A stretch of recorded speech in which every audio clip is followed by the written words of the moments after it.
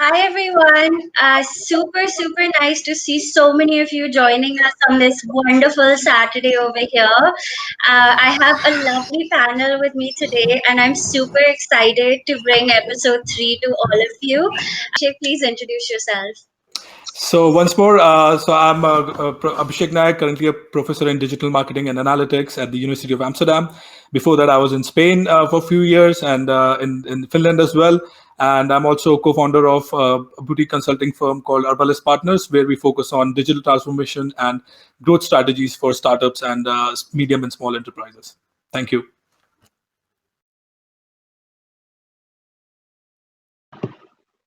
Hi guys, so this is Nirmit here, and as we know in India, no event can start without a technical difficulty. So that's what has happened here also. So we are off to a good start, hopefully.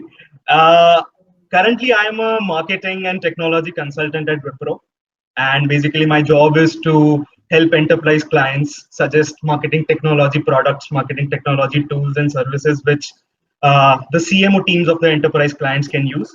I have done my MBA from MICA, and before that I did my computer engineering. So my areas of interest specifically lie in the mixture of technology plus marketing. So yeah, that's my background. Hey, this is Parichay. Everyone who's on the line, welcome you guys. Sorry for the little glitch. I think we're gonna make it interesting for you. Don't worry about it.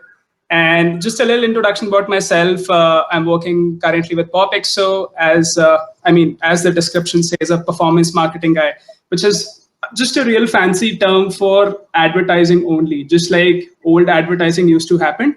I mean, you have a KPI, which is like sales, or you have a KPI, which is, brand building. And that is what we are trying to do digitally. So I work with the company, a women community called POPxo, and I help them drive their e-commerce campaigns, all the Instagram stories, sponsored ads that you see on which you are hooked sometimes when you click on it.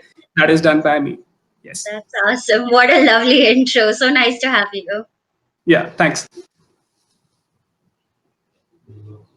All right, so I'm up next. Yes. Hi. My name is Prateeka Kamath. I am a marketing professional specializing in community initiatives, digital content, and organic marketing.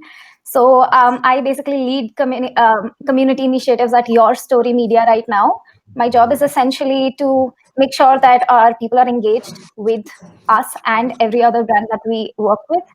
I like to think that community marketing is an up and coming vertical, and I want to feel like I'm one of the first people in the country to do this. So that's actually quite an honor to just see where this is going. So it's a very new field, and we're kind of building it as we go. That's awesome. And just for people who are not familiar with the term community, it basically is digital content, events. It can be organic. I am also more in the startup space, so low budget campaigns. That's awesome. So nice to have you with us. All right, so now we know who the panelists are, and I am really excited to question them and test their knowledge. I'm sure between all of us, we at least have 50 years of knowledge, give or take. So let's get this started. So I'm going to start with a very easy question, and then as we progress, I hope it becomes harder to answer because that is the ultimate goal. But if not, feel free. You are allowed to pass questions in case you don't know the answer or don't wish to answer. And then the next person who has to take it over will go ahead. You have 1 minute to answer every question. And all right, let's go. So the first question is marketing something that can be taught or is it very instinctual? Okay, so I think I'll go first. A good question and a nice warm-up question. So I think we need to understand both sides first. So first and foremost, whether it can be taught or not. So answer is definitely yes. And as an example, I would like to give the course which I teach. It's a business elective course at the University of Amsterdam. So the whole philosophy is to combine the learning and the knowledge with practical aspects of the marketing as well. So, and I'm a believer in the philosophy that marketing can only be learned by doing. So of course there is a preparation required, or there is a background required, but at the end of it, if you stop at that point, then the circle is not complete. So continuing that philosophy, what I try to do is I try to mix a bit of a flavor of the research, because research is also very important. In order, and as we know that most of the marketing is data driven now. So in order to get this research and insights which are applicable, you need academia, you need the research part and the knowledge and the learning as well. And so once that part is over, the learning by doing part is delivered with a project called Online Marketing Challenge, where 12 student teams are working with 12 startups. So this is part of the entire learning itself, where there's a very nice combination of the knowledge part, and eventually the circle gets complete with the All right, implementation. time's up. Next. Yeah, so I'll go next. I agree with Dr. Abhishek, and I definitely believe that marketing can be taught, right? There's this one quote which goes like, "Knowledge is power," but I like to believe that knowledge alone is not power. Application of knowledge is the real power. And as Dr. Abhishek said, uh, the theory, the tools, the techniques can be taught on the classroom, but unless and until you apply it in real life, it does not set in, right? So definitely marketing can be taught. You can take sessions, you can do MBAs in it, you can do online degrees in it, but unless and until you apply what you have learned, you are not going to learn marketing. Okay, I'll jump into next. So completely agree with the Abhishek and Nirmit what they just said. Just trying to bring a different thought on the table. So as per the latest studies, and we consume through a lot of platforms, the average attention span, I mean, in one session is not more than 9 seconds. So if we are only just trying to build all the frameworks in the world and not implementing it, so that won't be of much value.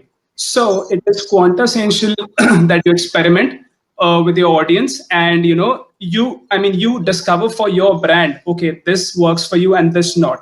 There will be some hypothesis which your books will let you know that, okay, these are the same areas, but 30% is all about experimentation. If you go to your boss, okay, I want 10 things, 9 things you can chuck in that, but if that one thing goes successful, you will be remembered for that. So just, I mean, that thought is really important. That is what my take is. Just under a minute. Not bad. All right, cool. So, Prateeka, are you able Yeah, to hear us? Yes. Okay, go I for can it. hear you. Okay, great.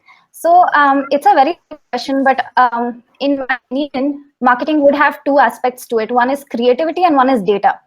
So you can definitely teach people everything data related. You can teach them tools. You can teach them all of the philosophies that have happened so far. You can teach them case studies. But I think the creativity aspect of it is what makes or breaks any marketing campaign. And that has a lot of different aspects to it as well. Like, for instance, the best campaigns in the world come from a basic empathy and understanding of psychology. And that is something you cannot teach somebody. That is something they'll have to figure out on their own as they go along. And like everybody has mentioned so far, it also requires a lot of A/B testing. Oh no, I think we lost her. I think we lost her connection. Oops. All right. Okay. Let's continue, and when she jumps back, she'll jump into the loop. All right. So the next question is, how important is storytelling within marketing or branding? Okay, so I think storytelling is pertinent to connect the dots. What I could remember right now, the first thing which came to my mind when I heard the word storytelling is data-driven storytelling. This is a new trend which I've come across for the last 1 year. The question is that how can you take data and create a flow around it? So one thing which I could remember from this is some of the tools Tableau, which allow you to combine data from different sources, both structured and unstructured data, and you can use different types of analysis on that. But at the end of it, the biggest advantage of having these tools is having dashboards where each dashboard could focus on, let's say, one aspect of the company. For example, one aspect could be about the products. What are the best selling products? What are the best locations? The other dashboard could be only about the customer, where which are your most profitable customers, which are the customers who buy a lot of volume but do not have the enough profitability. So you can combine all these aspects in a story which is data driven. Awesome. All right. Yeah, so I think storytelling and narratives are very integral part of any marketing campaign because as humans, we are wired to understand stuff through stories, right? And that's why any impactful or any effective marketing campaign will have a strong element of story in it.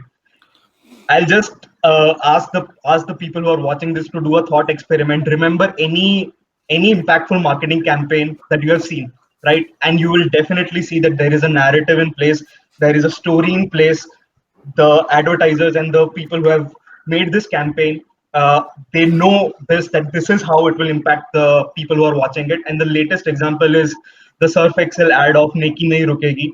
If you guys have seen it, that's a brilliant example of storytelling. So yeah, definitely a very integral part of marketing. Nice, awesome. Parichay, go for it. You're speaking on mute. You're mute. So sorry. So I'll just continue where Nimit left. He talked about narrative. So that is again a very strong word. So when you are trying to tell something to the people as a brand, I mean, narrative is something that changes all the perception about the brand. And I mean, let them know, buy the stuff from me, or I can put along a story. Okay, long time ago, this happened and that happened. So that always keeps everyone on their toes in the first 2 minutes only. When I start with something, okay, this is how something achieved this. Okay, Parichay earned this much. Okay, a long time ago this happened. So that automatically, that is how we are wired. There's a curiosity in us that we want to hear more. Okay, tell me that. So that helps to actually keep the audience hooked. And storytelling again is a very integral part of any kind of marketing that you do, or in life. I mean, we are selling ourselves all the time. If we are not able to explain everyone, just we explain like a 5-year old, we cannot achieve what we want. All right, All right. awesome. Pratika, just to repeat the question, Yes. it is how important is storytelling within marketing or branding? All right. Okay, storytelling is, I think, the one and foremost important topic in any given field. Like I think Parichay was saying that as humans, we're built to consume knowledge in terms of stories. In fact, as children, that was the first format that was introduced to us because it's the one format that we understand inherently the best.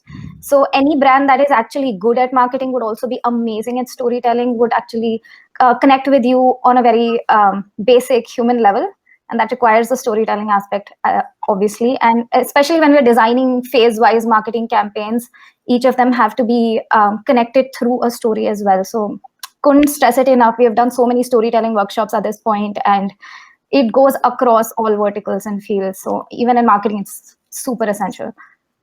Awesome. All right. The next question for the panel is many people believe that marketing is something that is for extroverts. How would you crash that claim and say that marketing is for everyone? Wow. Yeah, I mean, let me try to gather my thoughts on this. At the end of it, the basic philosophy of marketing is communication. Where we need two parties for that to happen. Somebody who generates the message and somebody who is equally receptive about that. So I think if that communication doesn't happen, then it's difficult to achieve any goal. So not saying that the introverts are not communicative. At the end of it, the communication doesn't have to be based on some conversation. It could be something which can be done without using any words as well. So again, I'm a very extroverted person, so for me it's very difficult to think what an introvert would be. Somebody who chooses to speak less and probably think more. So there are ways in marketing where you can relay a message without having any words to it. I can't think of an ad as of now, but I'm sure there are a lot of examples of that. Awesome. So when I was in my MBA days, when I was doing my MBA in marketing, in a batch of 180 people, there was an equal mix of introverts, extroverts, and ambiverts. And I can safely tell you that all of those guys right now are doing marketing in their respective jobs, and they're doing a fairly good job of it. So personally, I think that your personality type does affect the kind of output you'll have in terms of work, but that does not go on to the conclusion is that it's not that extroverts can only do marketing.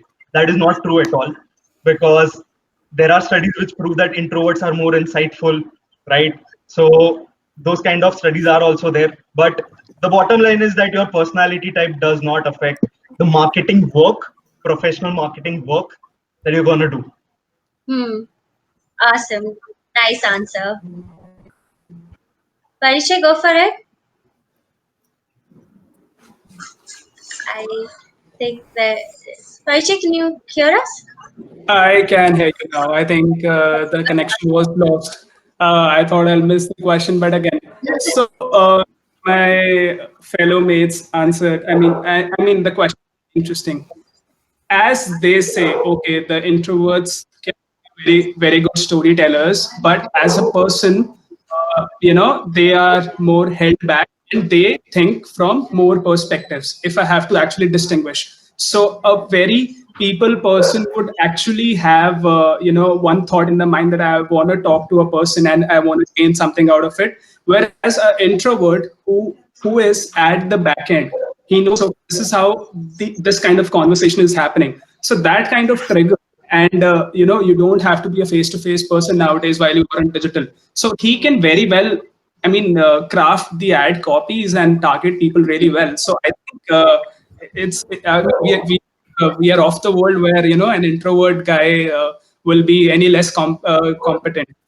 Me being an ambivert, so I'll have an equal take on that, but what I know. Awesome. All right. Yeah. Yeah. Go for I it. think my answer would be very close to Parichay, because I think the misconception is that extroverts are better at communication and hence would be better marketers, and the fact that marketing is more about putting out communication primarily, which is both not true, because marketing is almost 90% listening. You have to be a very good listener to understand what to put out, which means that both introverts and extroverts in this age would have an equal chance of being a good marketer, because if you can be empathetic and understand what people are saying, constantly listen for inputs and feedback, and then also create a communication that they want to do, like keep a communication that's two-way instead of just one way. Sorry, did I lose you for a second? No, you good. Keep going. All right. So the fact that at this moment, it's more about listening and keeping a conversation going rather than just keep putting out information means that it's actually irrelevant whether you're an extrovert or an introvert. Awesome. All right. The next. Vanshika, just to stop you, I just have one request for you. So when you ask a question, could you just give us like a 15-second buffer at least? No, that's Because not the point. That defends the point of this. You don't get time to think. That's the because fun part. No. You don't get I've 15 tried to seconds. empathize with Dr. You Abhishek don't get here. 15 You guys are getting seconds. 3 full Zero minutes time. plus some of my Yeah, exactly. uninformed ideas, unformed So, ideas. No, You're no, getting no, plus no, that. no. That's not the fun of this Yes, platform. yes, And I no, agree. I no, agree. you don't No get any 15 time. seconds straight away. No No 15 15 seconds seconds. straight away. All right, Yeah. next question. Why is social media important to an entire marketing strategy? Why as a channel is it important? This is such a straightforward answer. Let's take an example of today's situation. If you read about what are the best practices, people are asking so many questions that okay, we are in this situation. It's already 2 months old. Most of us are sitting at home. Brands are suffering. Physical stores have closed down. However, the e-commerce sales have increased a lot. One of the examples could be a small company here who sell chocolates in the physical store, but their e-commerce sales have increased. So at this point, the number one priority is to have connectivity. We are not physically together, but the connection, the interaction cannot stop anymore. So that's why social media becomes the biggest channel to keep a touch with your audience. Not necessarily, don't do any kind of sales. Just be there, bring out some content. To give an example, this is what we did for our LinkedIn page of Arbalest partners. We grew from 150 followers to 1050 in a single month. Not because we did some growth hack, but simply because we have got really smart interns working for us who are churning out really amazing content. And that's why we have an audience and we have started to build a connection. Awesome. So historically, if you guys see, brands have always latched on to those mediums which have attained reach, right? So it started with print when the Gutenberg Bible and the Gutenberg Press was created. The print was the first medium which achieved massive reach, right? So all the brands were there. Hi, sorry, Second came can you repeat radio. the question? I couldn't hear it. It's the same question. Why is social media important to a marketing strategy? Yeah. So to continue All my right. answer, second came radio, right? That had the maximum reach. So all the brands shifted to radio. Then came TV. All the brands shifted to TV. In our current age, social media is the platform which garners the maximum reach, where most people are, right? And as Dr. Abhishek said, it's the most go-to medium for people, especially in quarantine, in this kind of situations, right? So obviously, social media having the advantage of maximum reach and a lot of people going there, it's bound to be an important part of the mix, media Uh, mix. Over to you, Parichay. Okay, so I'll start with something like last time I was in a metro station and I was, checking my phone and I looked up and everyone is hooked on their phone. And suddenly it made me realize, okay, just like we saw in the older movies, people used to read newspapers. It's just a different medium altogether. It's not something which is here to, haunt us. And, we all talk about, how it gives us the dopamine effect and the good feel factor and everything. But that's just the power of a medium where people are connected. So in today's world, if a big FMCG company, 5 years back, they'll think, okay, what we'll do about social media? But now it's a quintessential thing because people are on those 5, 6 platforms at the end of the day. They're spending tons of hours. And in the post-COVID, I mean, Elena, if I have to tell you, I mean, a lot of people, while they are writing content, they're making short videos, social media will be at a very big boom again. And, people will get into more of self-branding and how they can actually share ideas and communicate with people. Awesome. All right. So I'm sorry about the internet issue. I feel like I'm missing out on a lot of things. So the question is that why is social media important for marketing? All right. Yes. So I think this question is really close to my heart because I think 6 years ago I started my career with digital marketing and it was such a welcoming field. So I want to say that social media finally brings democracy into the marketing process where people can give you feedback, actively give you feedback, and there's no way a brand can ignore it anymore. So if somebody messes up, you know about it. If somebody is not as receptive, you know about it. If they have any demands, you know about it. So finally, I feel like the audience can make us listen to what they actually want. And that is what marketers have been wishing for throughout. So it brings that beautiful democratic process into this entire thing, gives us feedback that we've been asking for, and makes it so free. It makes us have a conversation. And that's what else can we hope for, right? Yeah, absolutely. Awesome. All right. The next question is what are your 3 or 5 top tips for someone who's trying to become a content writer? Like the top 3 things that you would tell, or 5 that you would convey to someone in that space. Sure. So let me tell you, I'm more of an analytics person, so for my creative side is a little bit lacking, so I'll always give you tips which are slightly more, practical and tool based rather than, creating, pictures or a nice storyline. But let me tell you one thing which I can say that today is the world of creating optimized content, because it's sort of reverse engineering. So let's say you want to create content which is going to be useful for people, which people are going to consume organically, not because of some viral hack. Then you need to do reverse engineering. One example could be doing keyword research. So what kind of keyword people look for? For example, let's say you want to write an information article on how to fly drones. So before writing that article, there's so much research will go into account. What kind of people, what kind of keywords people are searching, what are the related keywords, what kind of questions people are asking with regard to that particular topic. And then the idea should be to integrate all of that key phrases into the storyline, and rather than stuffing the keywords in random places. Awesome. Yeah. So the first thing would be to start by understanding the purpose of the content that you're writing. Is it awareness? Is it product launch? Are you trying to make a sale? First is that. Second is target audience. Always think of writing by deciding who you're gonna talking to, right? Who's the target audience here? Third, develop an understanding of different kind of content formats. What is a blog? What is a short form blog, long form blog, videos? What emails are different? Social media copy is different. Then understand what kind of channels is this content going to be delivered through, right? And then there are some practical tools and resources which I can talk about. One is copyblogger.com. Anyone learning, trying to learn copywriting should visit that site. Then there is a book called Ogilvy on advertising. You should read that, right? And the third thing is try and read the print advertisements of the 1970s, Madison Avenue, American era, golden age of advertising. You will find the best examples of copies there. Interesting. Okay.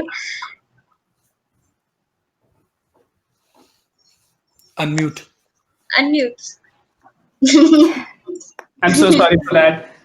So I'll start off with, for anyone who's looking out to write some content, firstly, get a thought straight that this content you're not writing to get this viral. So people are obsessed with the fact that, okay, I want to write something that can go viral, that'll be out of the world, and that will get me a lot of connections, or that will get me a lot of eyeballs. But you need to understand the power of a platform and your target audience. At the end of the day, if I'm writing a content piece on a platform like LinkedIn, I have 2,000 connections and 1,000 are dead connections. There are software engineers added in my LinkedIn, and I'm writing about digital marketing. So that doesn't add up. These all are dead connections. So you need to understand the intricacies. Okay, what are your target group, and what kind of content do you want to write? Is it something that you want to talk about, your journey, or is it some topical content which is in the bus? So you need to decide that and then move forward. Hope that helps. Okay, awesome. Go for it. All right. Okay, so startup founders ask this all the time when you are a one-person team and you need to create content, and I assume it's for generating leads or pulling in the right type of audience. So without wasting more time, I would suggest a three-part process. The first thing you want to do is go on Google Trends, look at the keyword, and see what the section that says people also search for, and look at the topics. Once you have that, then you look at the topics on Quora, see what people are asking. People are already putting out questions. They are telling you what they want answers to. Figure that out. And the third is, I assume you already have top 3 aspirational brands or competitors. See what type of content they're putting out, because they've also done their research. So use that. And combining all of this, you should have a very low cost, in fact, free way of creating content that actually people are asking for. So you can solve problems instead of pushing out content that you want to write and then finding an audience for it. So the audience is already telling you what to do. Just listen to it. That's about it. That is No, awesome. I get asked this a lot. You guys have had some really good answers to this. Okay, next question is, so we're in 2020. There are a billion startups all around us, or companies for that matter. Tell me about one campaign that really pulled your heartstrings or made you feel a particular way. So any brand campaign that really stuck out to you. Okay, well, I wouldn't say it really warmed my heart or something, but I feel, I can think of a campaign which I found very interesting, because personally I'm a fan of Formula One. So this was a time when I was in Mexico, like 6 months ago. So just to give a very quick background, Mexico has a very similar Indian culture, is very similar to India, very family oriented, great food and everything. So they wanted to, have to display this connection by through via Uber. So Uber hired one of the famous Formula One drivers called Sergio Perez. He's from Mexico, and they were doing this to promote the Mexican F1 GP, which was going to happen in few days. So if you're the lucky one, if you've ordered an Uber, it could happen that it was Sergio Perez, which was like a local hero, could be actually driving for you. So I think they did this for 2 days, where they caught the entire surprise of the people that it was actually Sergio Perez driving the entire day for 2 straight days in Mexico City. Wow. Nirmit, go for it. So one of the recent campaigns, there are two actually. I'll start with the first one. One is about Burger King. So recently Zoom calls have been increasing, and there is an option in Zoom call where you can change your background. So what Burger King did essentially was they asked people to take their OH pictures and put that as Zoom backgrounds. So that's like taking OH to a whole another level.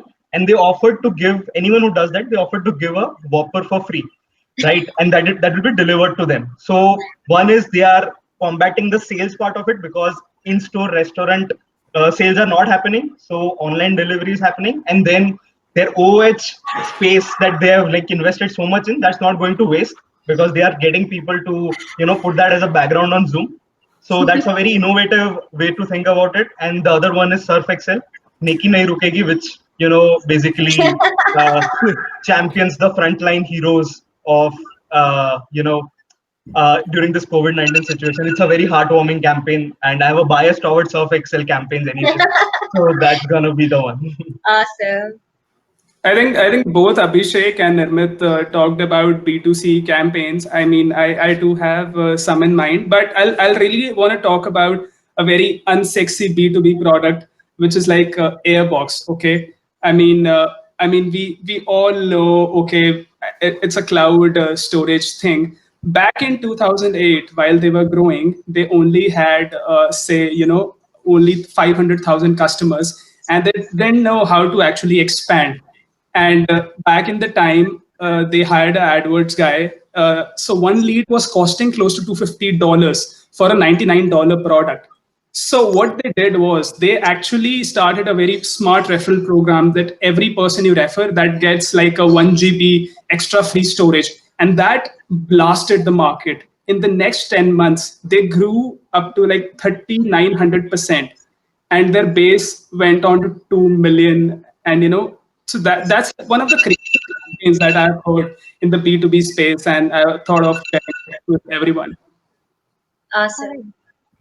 Okay, I have actually two brands, and not specific campaigns, but just what they are as brands. Because as a consumer, when I'm looking at social media, I'm not really a brand loyal person. I'm more of a price sensitive customer. But these two brands have pulled me in with their marketing strategy, and both of them, one of them is Paperboat, and the other one is Zomato.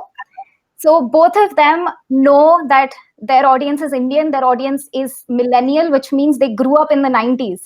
And the fact that they keep bringing in all these very dated 90s references and keep pulling us back, make us really nostalgic, feel things that we haven't felt. Because now I feel like the most of the media we consume is Western media. So we don't think about these 90s music and lame jokes we used to crack back in the day, and paper, like basically all of that snacks we used to eat. And recently, even Dunzo has been starting doing that. They put in a lot of songs. They would have a Sarabhai reference, and just I think that is the way you make people feel things and make them loyal to a brand, connect with their emotions. So amazing work on that. Absolutely. I think I'll also add one is the Amul campaign. They've done a really Yeah, good job, and Izigo have done a really good job as well. So if you're looking for really good brand campaigns in the recent past, these are the two brands. All right. yeah. So we are halfway through, and what we do as a new twist to this whole thing is we're going to swap the order of the answers. So the Yeah. next six questions are going to be swapped around. So Nirmit, no, Prateeka, Parichay, Mhm. Nirmit, and then Abhishek. Okay, okay, let's Thank do you. this All right. ulta. So Not nervous at all. Great. yes, okay. So the I can see Dr. Abhishek having a sigh of relief. Like, Exactly. thank you I'm so so much. relieved. I'm so relieved. yeah. All right, awesome. If money was endless, what marketing strategy would you attack if your goal was conversion?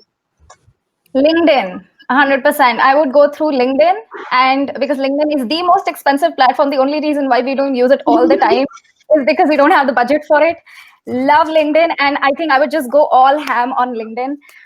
The other one I would do is Facebook, and literally join all of the like basically add all of the campaigns that we have. I'll go Instagram, I'll go off page ads. I will just not be careful at all. I would just have the biggest. I think the only time marketers are very careful is when we have to be conscious about the budget, and we have to be like, you know what, we need to show ROI. So that's the only reason why we're careful about this. But if we did not have that pressure, I think I would just go all platforms, check everything, and then hope for the best. That's awesome.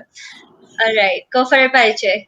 Right. So just like you mentioned that you can really utilize digital platforms, but for me, the airplanes, if I have all the money in the world, would be YouTube. So I'll go ahead with the homepage banner. which goes live for exactly 1 day and gives you the most impressions in the whole world that anyone can get. So to catch eyeballs, to get all kind of conversions, I don't know, I can achieve everything with that. uh, Plus other than platforms like Facebook or LinkedIn, but that'll be my top property where I've conquered, everyone knows me, and I can eventually do the conversions. That's awesome. Nirmit, go for it. So I'm gonna go totally offbeat and give a very radical idea here. I hope you guys have seen Money Heist, right? In the season 3 starting, what happens is there's this come huge plane comes and they are, you know, distributing money to everyone in the country. So I'm gonna take Wow. huge leaflets with like my core message in block letters, and I'm gonna, take the huge airplane, and then it's like gonna drop everywhere on the So streets. you're going to So give everybody money? not money, pamphlets. Where is this happening? When is this happening? If I have unlimited Yeah, money, this so is yeah, why marketing budgets exist. it I would think. actually be a good idea to have some money attached to those pamphlets as well. So it's like definitely 100% success rate. Oh my God. Okay. Love it. Okay. Abhishek, go for it. Well, you have put it very easy. If you have unlimited amount of money, then I think something which came to my mind is that I'll simply hire Elon Musk because anything he Oh, writes on Twitter, just has the market goes up millions of dollars up, millions of dollars down. Yesterday he wrote something like, I think the Tesla stock is really high. Like, who does that? I don't know what was his intention, but the market reacted pretty aggressively.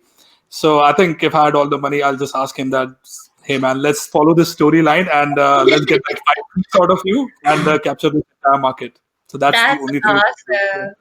That's Awesome. a All right. that's a good idea actually. Like partner That's with not bad. influencers in every field, Yeah, all major exactly. influencers in all fields. yep. That's not bad. All right. Next question. As a marketer, how do you ensure that marketing doesn't work in a silo? What do you do to build collaboration with the other parts of your organization? Oh, Prateeka, do you oh, want it's my to? turn. Sorry, I forgot that I was the first one. I'm sorry. Okay. All right. So how we've solved this for at least startups is that we usually, no matter what tool you're using, we generally use Slack. Is we would have one channel where all of the entire team is there, and usually the salespeople have the most amount of useful inputs for the marketing team, where they tell us what are the most asked questions, what are the most faced problems, and then we create content for it. We also ask interns to check the product in an unbiased way and tell us what they think about it and where the problem points are. So I think everybody in the organization does have inputs, they just don't know where to put it. So if you create one channel, any channel, where they can just keep sharing inputs and keep sharing feedback, I think it really helps marketers to just involve everybody's perspective into it. We also have this thing where every time something goes out, before that, it's reviewed by the entire team, and literally everybody from the intern to the CEO can have an opinion on it and gets acted upon. That's So awesome. include everybody. That's awesome. All right. Go for it, Parichay. So one part of it is the inputs thing. The other is the recognition. While you want to ensure that okay, your team is not working in silo. So trying to give you some context. If I'm running an e-commerce or a content platform, if I'm not going back to my content writers, showing them the metric, okay, this content piece of yours worked really well. I think you should work on this more. Or going back to my design team, okay, this particular design brought the most revenue for us. So in that way, you're actually able to establish a good relationship with them, and even they are pumped up. Okay, that okay, we are here as a team and we are chasing something common. So if you give them a metric, okay, this is where you have been able to stand out. I think that really helps to connect. That's awesome. Yeah, totally. 100% agree. Nirmit, go for it. Yeah, so I think this is a very relevant question for me because in my area of work, a lot of enterprises come with this exact challenge that how do we integrate everything together so that people don't work in silos. I think there are two aspects to it. One is the business process mapping side of it, and the other is the technology part of it. So from the business process leaders, we need a clear understanding of how the five siloed people are working together and how they are impacting each other. There has to be that process flow and that vision of how they work together already mapped. That is one part of it. Once there is a clarity on that, you take the technology part of it. as Prateeka mentioned, Slack is one of the best tools that is being used in this, in this kind of setup. So, and there are tons of other tech tools which help marketing teams as well as other teams collaborate in an agile way. So, a lot of IT software principles are coming into marketing round. If you can just Google terms like agile marketing, you will understand what I mean. So, yeah, that's pretty much it. Awesome. Sure. So I think it depends on the type of the company as well. For example, if it's a lean startup with few people, we for example, in our company, we try to follow a flat hierarchy where, there's some sort of a 80 to 20% rule where you are developing a particular expertise 80% of the time, but at the same time, everybody else, because it's a smaller group, so it's easier for us to make sure that, have a visibility that everybody knows what the other person is doing, not in complete detail, but up to that point where the person knows that, okay, this is the point where my expertise is required. So that synergy is required. So it's very easy to do it for a lean startup, a very flat hierarchy firm. But the moment you go to a bigger company with larger number of people, then let's say taking the example of a digital product, you need the product team, the marketing team, and the sales team to be completely integrated. Mainly on a couple of things, because marketing team will bring the feedback, the product team will create the product, and the sales team will get the reaction of the product from the market. At the same time, the data integration is very important, because then you'll have problems such as data duplication and data quality issues. All right, awesome. Really good answers. All right, next question is, why is an email subject line so important? It's the biggest debate that I haven't been able to solve. Why is it so important? I mean, it's in terms of psychology, right? It's the first impression you have. That's the 5 seconds somebody decides whether they want to put it in their spam box, whether they want to spend a minute of their life reading it. So it's kind of like clothing for humans. That is the first impression you form on somebody, and I think that's an email needs to have some keywords in the subject line to pull people in. And only when that happens do they read the rest of the email. So it's the most important part. In fact, most of the A/B testing for emails is done through subject line alone. That has been the make or break for any email marketing campaign. So yes, definitely matters. You need to make sure that you convey as much information in as few words as possible in that subject line. Awesome. Unmute. He keeps forgetting to unmute it. So Malcolm Gladwell in his book Blink starts off saying, okay, the first 5 words that you write to another person is actually makes it or breaks it. And in the subject line part, you only have like 7-8 letters to write, and it gets interesting after a point when you understand, okay, this is how people are reacting on it, and then you want to A/B test them more, and that is like a kick to kind of generate more subject lines and basis what they are thinking, because you're trying something and it is getting executed. So okay, you also get to know, okay, that this is working. So you have some test cases and you play around things like urgency, you play around, showcasing your brand. So there are different tactics to it basis brand, but the first 5 words that you write are super quintessential for anyone. I mean, regardless of email. I mean, if you also do an SMS, okay, we are not going to read the whole SMS. We're just going to read those starting words. That's it. Awesome. Go for it, Nirmit. So one of the best advice that I've received in my whole marketing career is that you have to assume that everyone is busy. Everyone is doing something else and nobody's interested in what you have to say.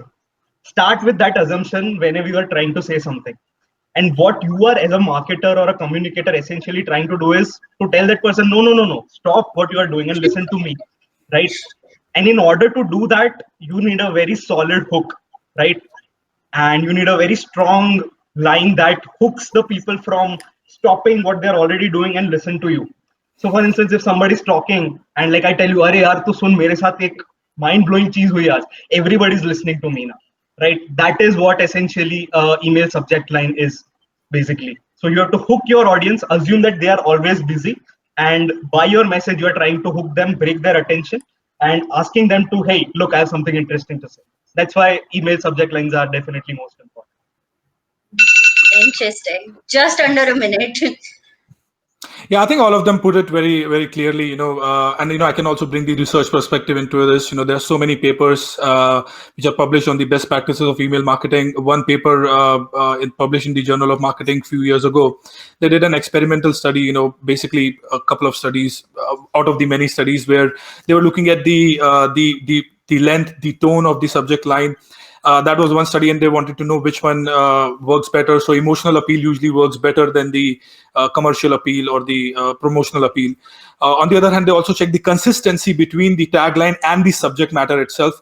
Also, where the URL is taking you. So, is the URL in which you are clicking, is it taking you to the exact same destination which has been promised in the email or not? So they checked all of this, and one thing which came out was that not only the tagline is important, but the consistency in the entire process, right from clicking on the email to landing on the website, has to be consistent in terms of the tone, the text of the message, and also the aesthetics around the message as well. Awesome. All right. Next question is, within marketing, why is it so important to keep that two-way communication between your brand and your customers or whoever is using your product? In essential, I'm asking, like, why do people need to do it? So what would you say to that? Like, why is feedback necessary? Or why is social listening necessary? Like, why do you need to listen to them? Why can't you just do what you want to do and pass it over?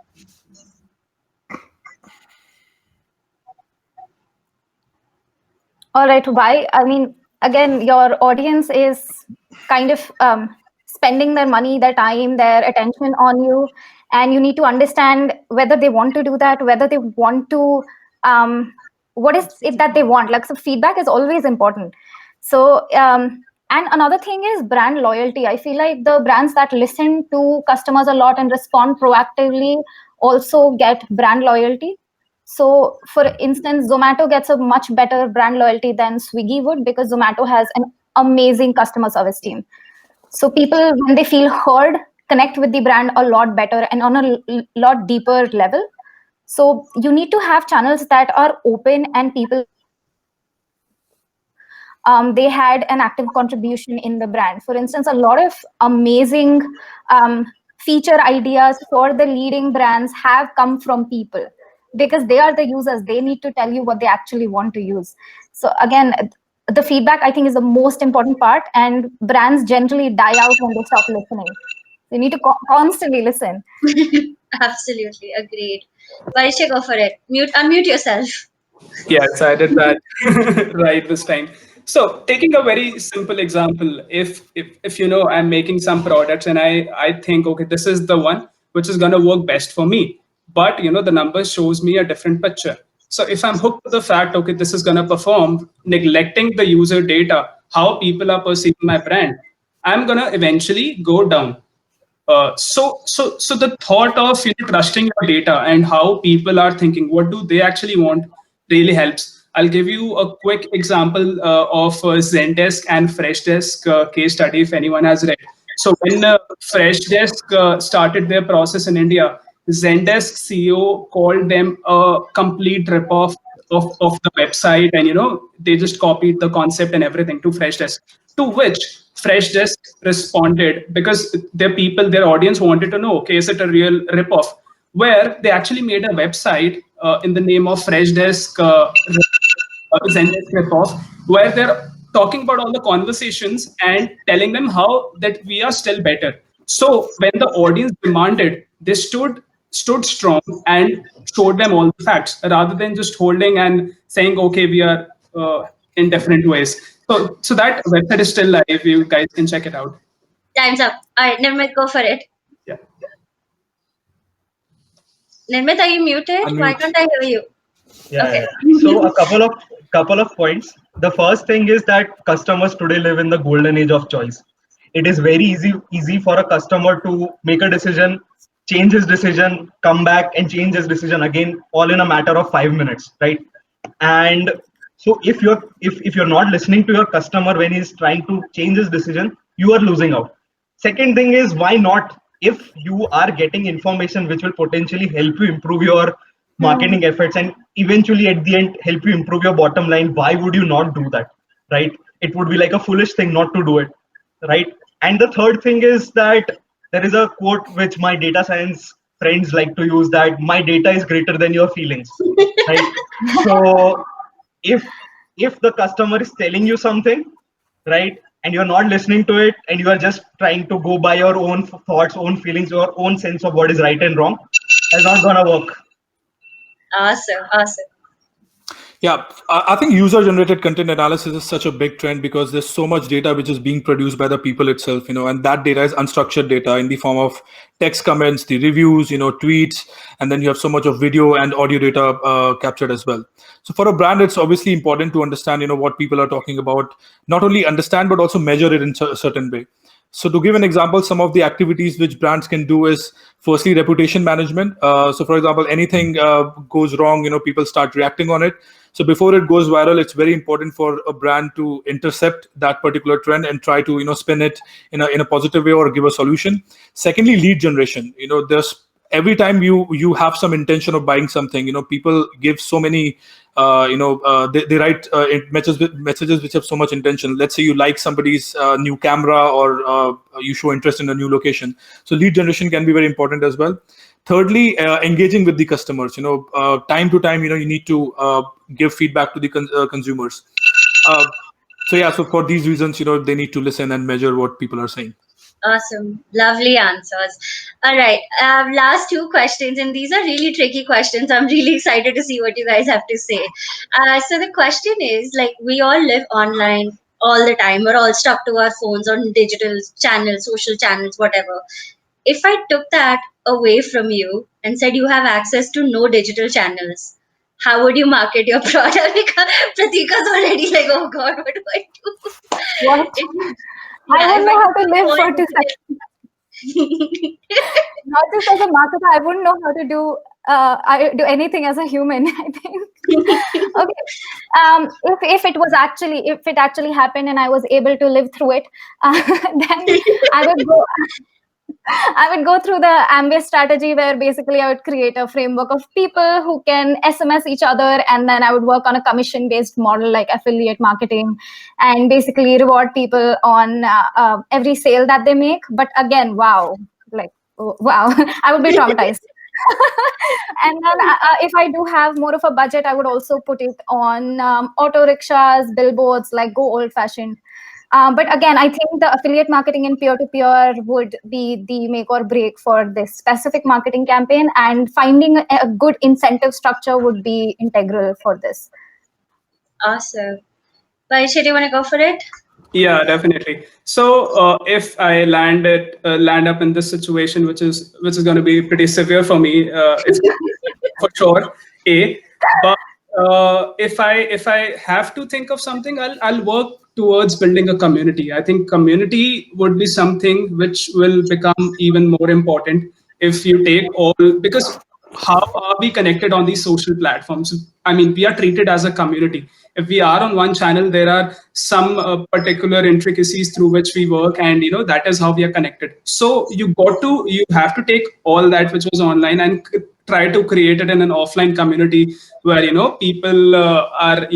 people can take their choices, and they are given authority to do that. So that way you'll be able to win them, I think, and followed by something else. Awesome. Nirmit, go for it.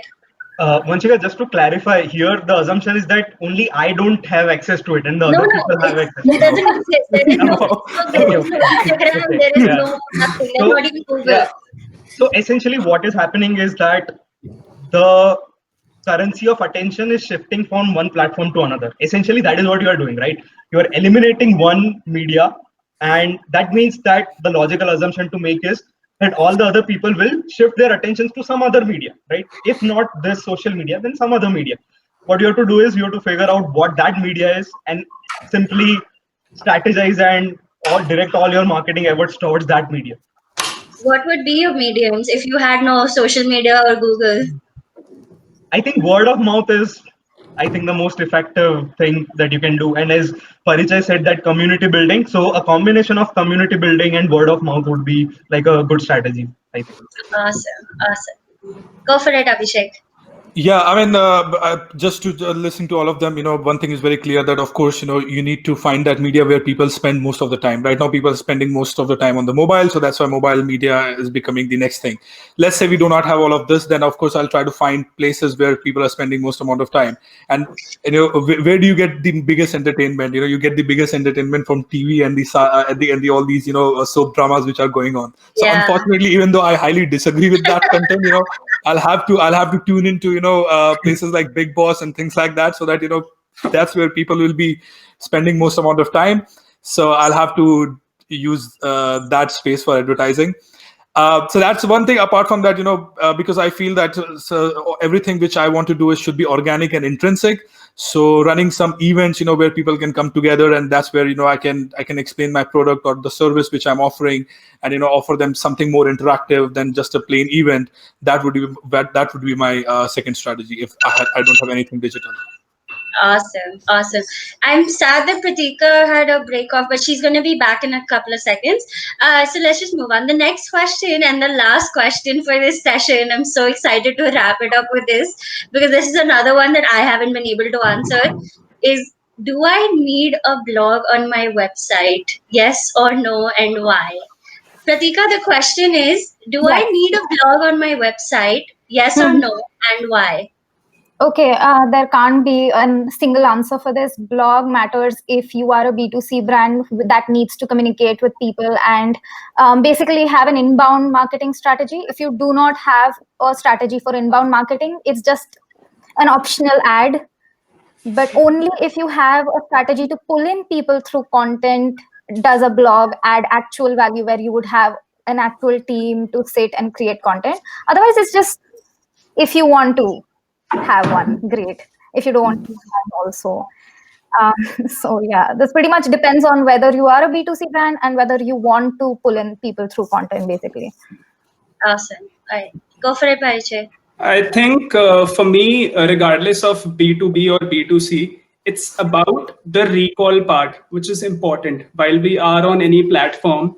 So, no matter if you're a student who's in first year trying to do his internship or a working professional, creating content has become more important because that is the only way you'll be seen in the network or in some way. If you want to interact with people, firstly, you need to kind of develop that authority or interact. Now, how you're going to do that if you're not, in some sense, like-minded with those kind of people whom you want to connect? So, in that place, content plays the biggest role. And if you are consistent enough and you are, engaging well, so when people will have a recall about you, eventually the consciousness will become subconsciousness and they'll start treating you, okay, this is the person who's also into content and everything. So that is how the cycle is working, how I think.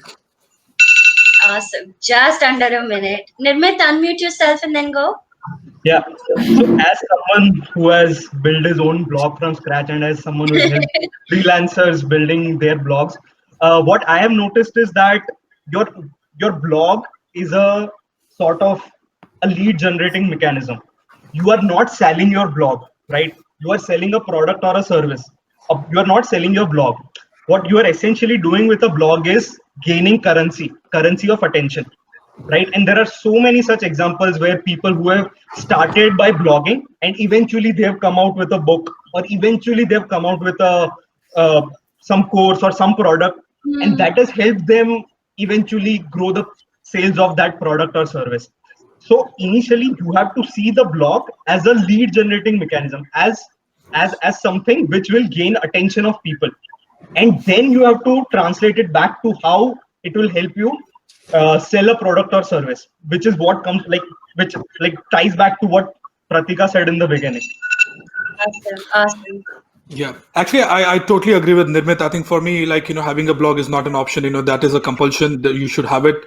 I can give a lot of reasons. A couple of reasons which are at the top of my mind is firstly for the technical part itself. How do you generate fresh content? You cannot keep on adding new pages to your website. If you are a product selling website, where will you add more content? That's where you need to have a blog.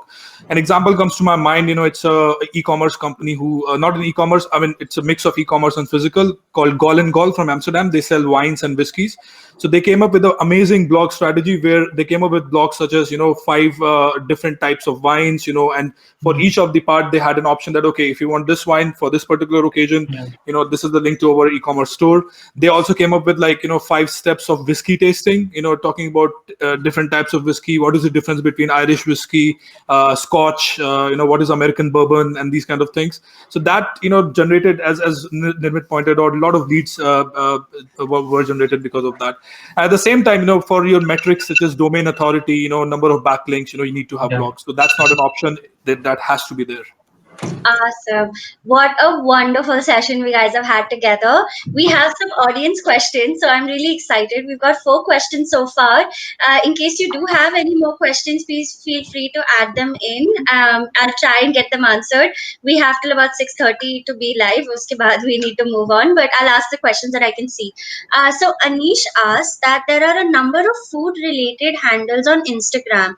How can a new food handle stand out during this time, and what should they do in terms of should they start with names to gain an audience and slowly build on it? What is your opinion? You can answer these as short as possible. It's not going to be rapid fire type, but try and keep them short so everyone can answer. I think I'll start because I do have an Instagram background as well. I don't know. Some people, I don't like the term influencer, but I am considered an Instagram influencer. So I just like to say, if you are starting out right now, I wouldn't even suggest Instagram as the platform. I would suggest TikTok. That's where you can actually gain an audience very quickly that's starting out right now. Instagram is currently saturated, but if you do insist on Instagram, I would suggest treating it like a brand. Have 3 aspirational bloggers that you look up to, that you connect with, and then look at their comment section and answer questions. Generally, massive bloggers do not answer questions, and that's your entryway. Connect with people that way. Have one entire grid of your Instagram. So it's a 3x3, right?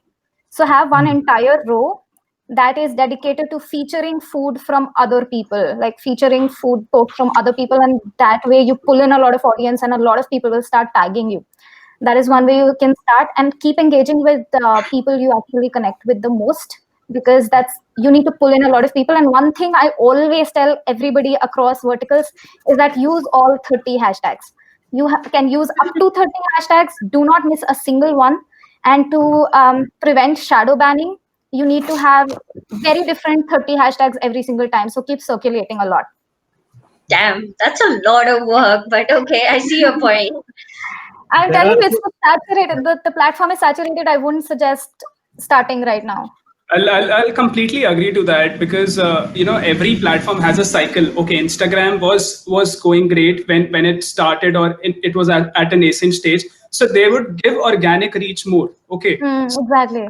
Every platform has some level of inventory. When that gets filled up, you're just targeting to the same people, and it's not going to give you organic reach. Just compare Facebook or LinkedIn. So LinkedIn is growing right now, so organic reach would be 3x higher than Facebook. So okay, you need to move to TikTok, or you need to move to LinkedIn for now, rather than pushing or striving too hard on Instagram, which is too hard to crack right now. And while in terms of the hashtag part also, even if you do it right, I am not really sure how one can stand out, because building it from scratch and standing out while the platform's going to die in the next few years, I don't see a lot of you can move on to a different platform. That is what I think. So I'll clarify on the hashtag part. I think I did not clarify that. So right now, if you're trying to get on Instagram, your main challenge would be to be discovered, because the audience already exists. You don't have to build it. You have to be discovered by the right audience. So you need to have hashtags, you need to have geotags, you need to tag the right amount of people, engage with the right amount of people, and keep pulling in. So got it. One giveaway. Sorry to add. For anyone who's trying to increase their visibility on the platform other than using hashtag. There's a very good thing that you can do. So how the algorithm works is, while we see stories and you do a swipe up, so Facebook charges us for that. I mean, a normal swipe up would cost like 9-10 rupees in our arena, while we are targeting on via paid platforms. So what you do is, you actually, I mean, ask in the creative that don't swipe up, rather go to the profile picture. So that way, your 9-10 rupees is reduced to cents, and people are still viewing you or following you. So that is good we can do to increase their base. Awesome. Nirmit, Abhishek, do you have anything to add? Yeah, I mean, I think you're too late, to be honest. I think this space is so much cluttered that starting a food blogging idea as of now, I think I don't think unless you do something highly disruptive. Because I mean, look at this space, and I personally love this space, so I follow them a lot. And I've seen that people who were early starters, like Mark Wiens, a YouTube blogger, he started that 5 years ago. His first video was like absolute crap, but he never stopped. So these people have already become pioneers in this, and there are so many other people who have started and already have a huge following. Yeah. I think you have to find a very smart USP. So one example which I could give is that there is another blogger called Harry Uppal on YouTube. He focused on a very specific aspect where he was focusing on the story behind the person. People who are street vendors or restaurant owners, more focusing on the story of that person. Then the secondary part was the food part, but I think that gelled in pretty well, and he got a huge audience in a very short time.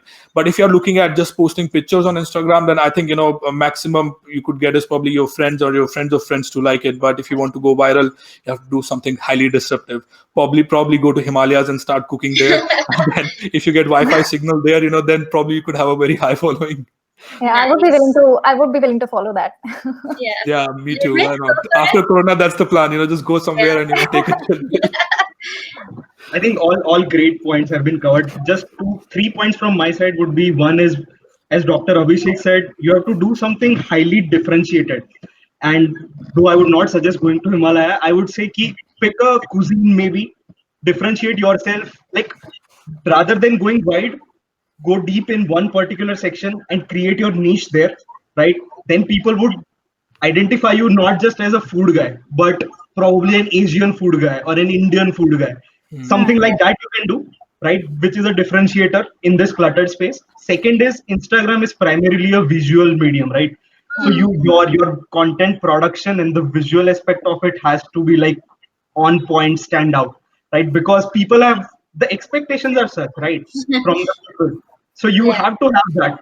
And the third thing, which I heard from Gary Vee, who's a big guy in this space, Yes. so he told that if you're trying to start out, go to the DMs of like 100 most famous people and ask them to, ask them to promote you. You show your work to them and ask them to help you out by just putting out a post, cheering you on. Even if from 100 people, even if one person does it, that's a huge increase in your reach overnight. Awesome. Awesome. Very good points. Also, Just uh, yeah, sorry. sorry guys, but I need to drop off. So Okay. I'm gonna take your leave. It has been I, a great session talking to you. You're a great host, Vanshika, and love talking to all of you guys, Dr. Abhishek, Prateeka, and Parichay, Bye bye. and everyone who Good is to have you, joining. Nirmit. Talk to We'll you be in soon. touch. yeah. See you. Yeah. Take care. All See right. you. Bye. So we have last two questions. So Jasmeet asked, would you choose email marketing or social media marketing, and why? Dr. Abhishek, you want to go ahead with that? Sure. I mean, again, I don't like to answer questions, in the binary way that let's go this way or let's go the other way, because we are talking about omni-channel management today. Yeah. So it's not about having a multi-channel strategy where you have everything separately in silos. No, it has to be multi-channel, but the channels have to be integrated as well. The point which I said about consistency. So email marketing is very useful, if you want to get action. So let's say if you have something to offer to the market and you want to test that. Some platforms, MailChimp comes to my mind, allows you to have a very nice email marketing strategy, allows you a lot of A/B testing as well. Also helps you to, get some subscribers. So if you want to drive action, generate leads, email marketing could be really good.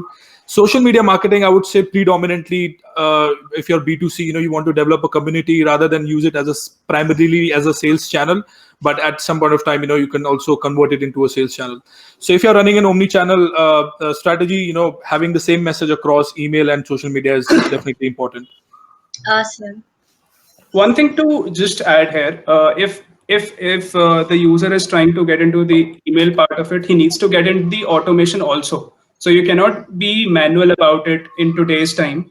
Okay, so your lead generations and all your things should keep on happening while you're also sleeping. Okay, so one needs to have a little understanding of automation. There are tools like Snov, okay, which helps you extract data from different sources and automatically send them first communication mails too.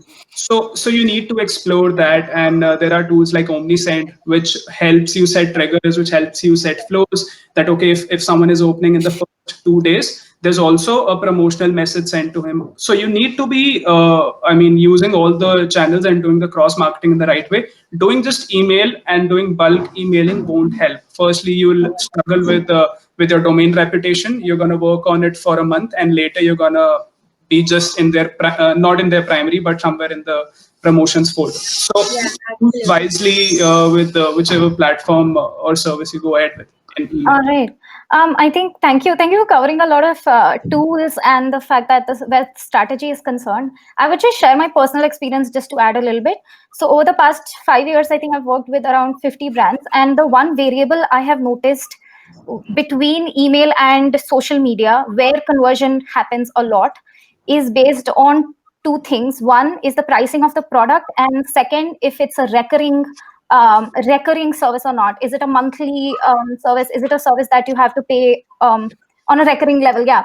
So I feel like those two things have mattered a lot. If it's a recurring software or a recurring service, and it's a very high price solution, then email tends to convert a lot more. And if it's a very low ticket item and a one time purchase where loyalty is not necessary and the brand is not important, then social media works much better. And that is just based on personal experience alone. So take it with a pinch of salt. It's not based on actual research. So that's something I've noticed at least. All right, awesome. One last question. It's from Baidi. He asks, any tips for personal branding? Which platform is the best? Personally, for me, I'll quickly answer it. Personally, for me, it depends on where your audience lies, what you're offering to the market. So if you're a food blogger, go for YouTube or possibly TikTok and Instagram. But, given my profession and my audience lies in LinkedIn. So that's where I'm most active. I call it my social media, my Facebook, where I'm, at the end of it, you have to do like a mix of push and pull, you don't be shy about putting yourself out there, don't be shy about what you're doing. Because at the end of it, if you want to connect with like-minded people, you have to tell what you're doing. Nobody's going to read your mind and understand that, okay, this is what this particular person is interested in. So put yourself out there, use the, lot of different functionalities of LinkedIn, try to generate content via LinkedIn articles. So I think for me, LinkedIn works the best. Awesome. I think just an add-on here for anyone who's looking for anything, in this, needs to firstly understand what is their goal. So, is their goal is to establish a personal brand? They need to decide the channels and where their audience lies, like Mr. Abhishek said.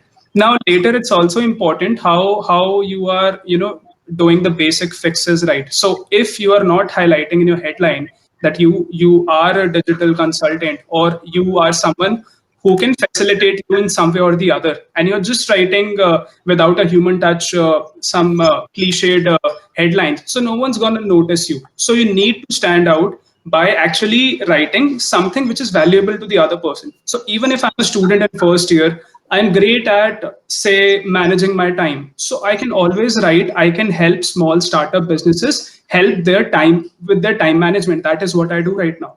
So that way you can stand out. And if you go about, okay, you're just a student, or you with the cliched about us or tagline. So I don't think so. Anyone can stand out. So you need to do the Totally. You need to firstly go to LinkedIn, see the keyword for which you want to rank. So check the profiles of the 5 top people who are ranking for the keyword, and just see their profiles first. Okay, what are they doing which you are not? Adapt and add to that. That is where one can start. All 100%. right. Prateeka, do you want to? Yes, I do want to add something to that.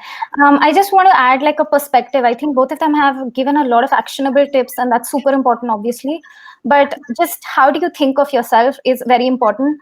If you are going through a personal branding exercise, then you need to think of yourself as a business.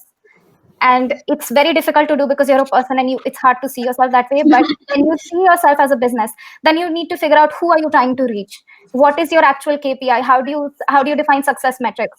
I can see that you're a designer, the person who asked the question, so I assume that you want to get in more customers. So you could, since it's a visual thing, you have to go through Instagram. That's probably where you would find most of your customers. If you're going through businesses, then you have to be present on a lot of design related websites. There is one in particular that I can't remember right now, but in case I do. Dribble. Yes, exactly. So you need to figure out where other designers get their business from. So that is how you would define a success metric, and find where your business lies. And only if you can actually do that would you consider a personal branding exercise successful. So you have to be on all visual platforms. And in general, also personal branding, you have to make sure what is your end objective, like Parichay was saying. What do you want to achieve out of this? 100%. I am so happy. We've had such a wonderful session, and I really hope you guys enjoyed it as much as I did. So I'm going to end the live session and just give us a couple of minutes to for all the speakers to chat, and then I'm going to send them all out to the social lounge. So they'll all be on individual tables.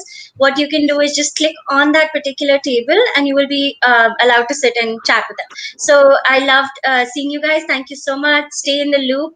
Episode 4 will be back in 2 weeks. Super excited. Thank you for sticking around. Thank so you for much. inviting, Vanshika. It was a great Thank experience. you. Had Thank wonderful you. fun. Thank Thank you. you.